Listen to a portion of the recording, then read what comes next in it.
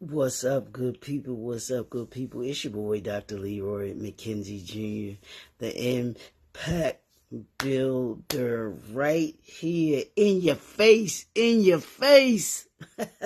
on this Work For It Wednesday, right here in the brand new suite. Y'all know what we do, how we do on Wednesdays. We put in that work. We do the work that we need to do in order to be able to be and get to where it is that we want to be able to get to. There's a line in The Great Debaters that Denzel Whitaker, who is young Forrest, a farmer, he comes into his dad, who is Forrest Whitaker. It's crazy because in that movie, there's Forrest Whitaker, and then there's Denzel Washington, and the young man that's playing one of the debaters, his actual name is Denzel Whitaker. I was like, oh, that's crazy. That's got to be something that you couldn't plan. Morning, Doc. But in the movie, Forrest Whitaker's character asks his son, who is Denzel Whitaker, he says, what do we always say? We do what we have to do so that we can do what we want to do.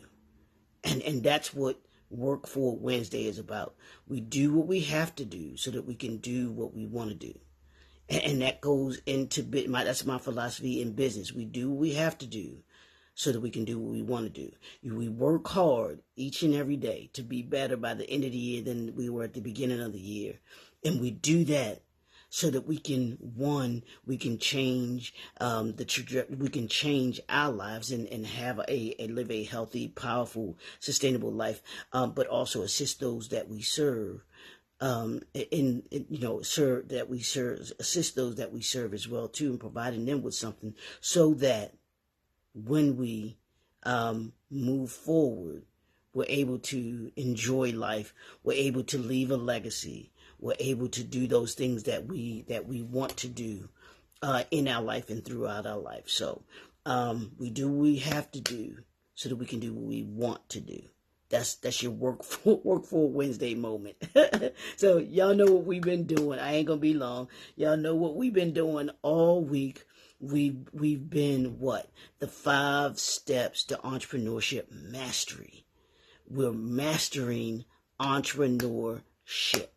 That's what we're doing this week. We're concentrating, focused on entrepreneurship mastery. Those 10,000 hours. Have you put in your 10,000 hours yet? They say it takes 10,000 hours for you to become an expert at something. How many hours have you put in? How many hours have you put in into the industry, learning and knowing the industry that you are a part of? And how many hours have you put into knowing the people, the target market that you serve? How many hours? How many hours have you put in? Are you doing those things that you need to do in order to be able to be considered to be an expert in the industry that you are part of? Monday, we talked a little bit about the continuous learning and adaptation. Yesterday, we talked about strategic planning and goal setting and how important those things are. And today, I'm going to talk just a little bit about operational and financial mastery, knowing the numbers and having a system in place. Do you have a system in place? Y'all know we talk about here in the entrepreneur, in the brand new suite, we talk about systems, organizational systems. What systems do you have in place so that you can maximize your productivity and increase your bottom line? And in addition to that, you create a healthy work environment. When you have systems in place, you create a healthy work environment because people understand their responsibilities and what they'll be held accountable for, and there's no getting around doing what it is that you're asked to do. So, do you have the organizational structure that you need in your company? That's one thing you need to look at today.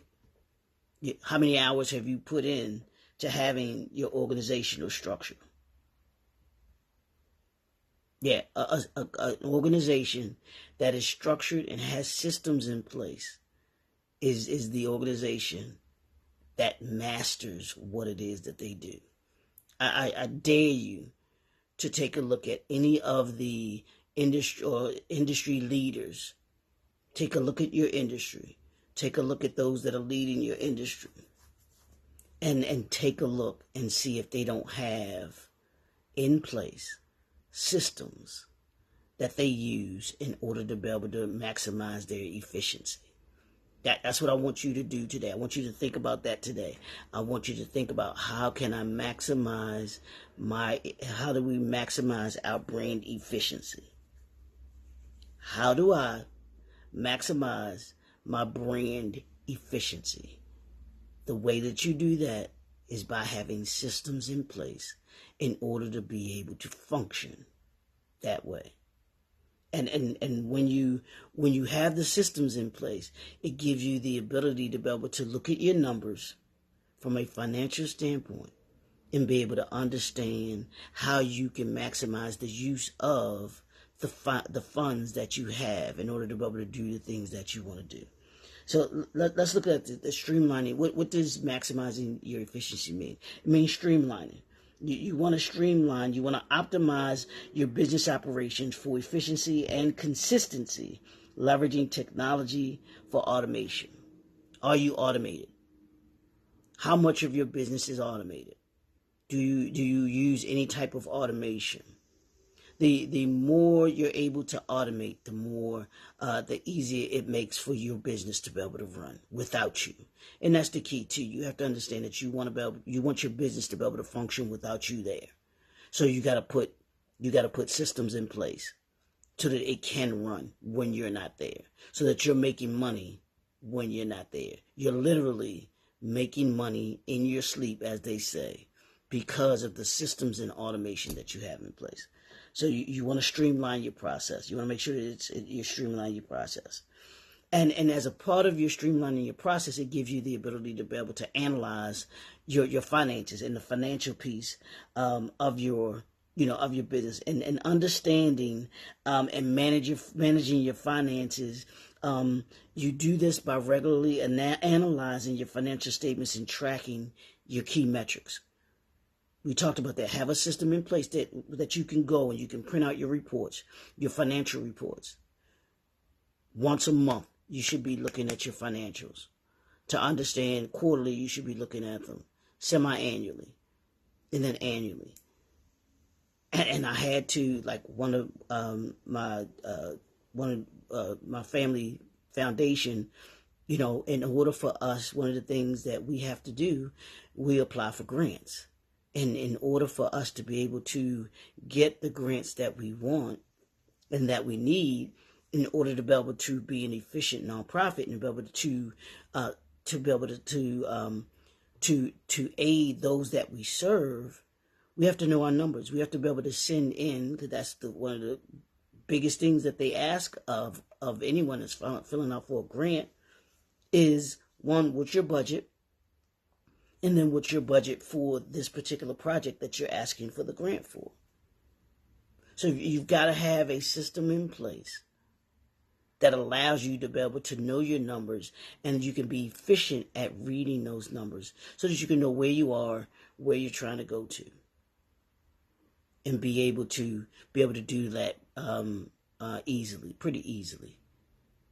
So the more efficient you are with your organizational skills and your systems, the more efficient you can be with how knowing where your money's coming in from, where your money's going out to, and you can do that analysis to make sure that you're doing the right things with your money, and you're not either leaving money on the table or that you're not wasting money and putting it into the wrong aspect of your business. So you definitely want to make sure that. And that's what financial mastery is. Financial mastery is knowing your numbers, being able to analyze them, being able to know them, so that when you have investors, and as entrepreneurs, you may want to have investors, or you may want to have partners. But if you don't know your numbers and you can't articulate that to them, they may not want to do business with you. Same thing with the grants. If we can't articulate and we can't show them, from a financial standpoint, what we're doing or what we intend to do with the money, those things, then more than likely we won't get grants. So it's important for you as an entrepreneur to be able to have that financial literacy, to have that financial mastery. But you have that. The only way that you can have that is by having the organizational structure in place, having those systems in place in order to be able to maximize your effort. Morning, Brother Harold. How are you, sir? Thanks for tuning in. And your budgeting and forecasting is the last part of this. And you want to develop detailed budgets and your financial forecast to guide your decision making. In addition to being able to articulate that to others, you have to know from a budget standpoint and from a forecasting standpoint, what the decisions that you're going to be making. Is this a good investment? Is this the time to bring this product to market? The decisions that you make, you may have to pull something, or you might not be able to do something because you don't have the budget for it right now. I have to constantly take a look at that when it comes to doing certain things. Hey, do I have the finances to be able to do that right now? And if the answer is no, then I'll say, no, I'm not able to do that right now. There've been events or projects that I haven't been able to do just because of that very thing. The budget didn't say. The budget didn't say that I could do it. It's not in, and it's not a bad word, y'all. It's not a bad word to say, no, that's not in my budget right now. That's not a bad thing. We have to understand that sometimes you may have to say no to things because of your budget. And that's what, financial mastery is about, is understanding the numbers and being true to those numbers.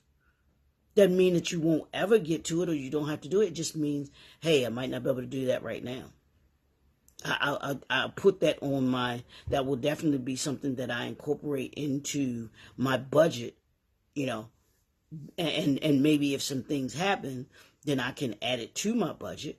There are always things that we add, take from our budget. That's one of the things that I learned, is that, you do your budget, you do your forecasting, and you take a look at, because you're anticipating things based on maybe your history, your financial history.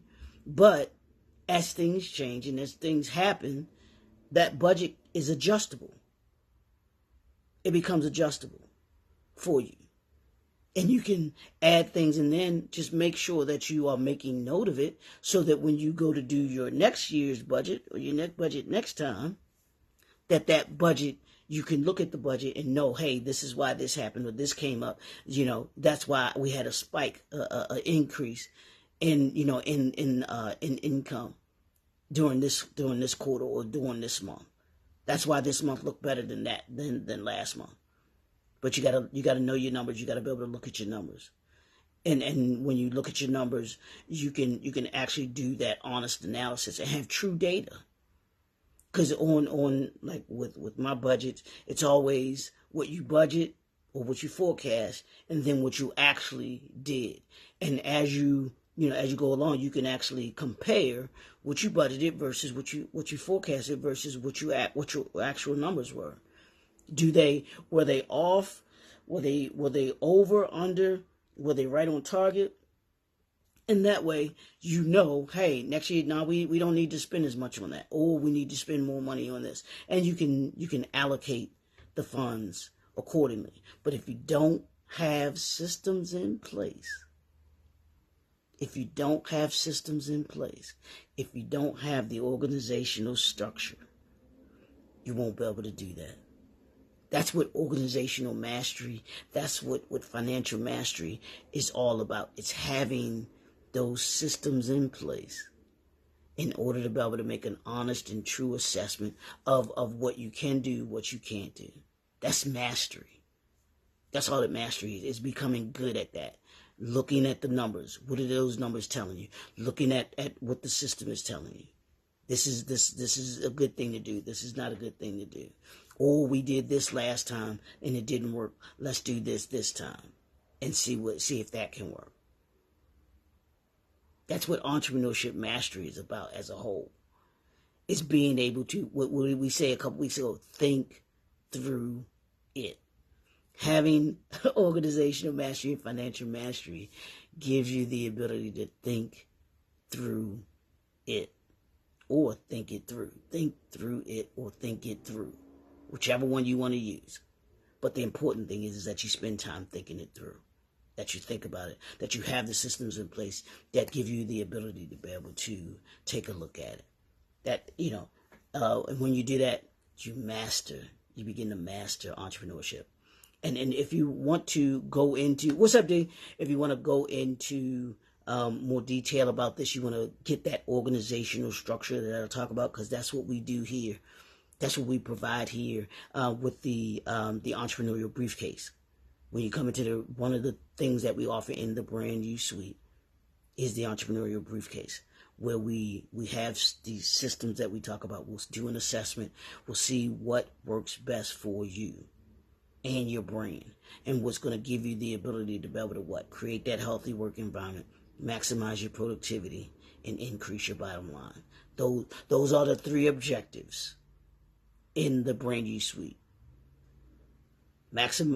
Create a healthy work environment so you're not stressed out. Reclaim your time so that you're not stressed out.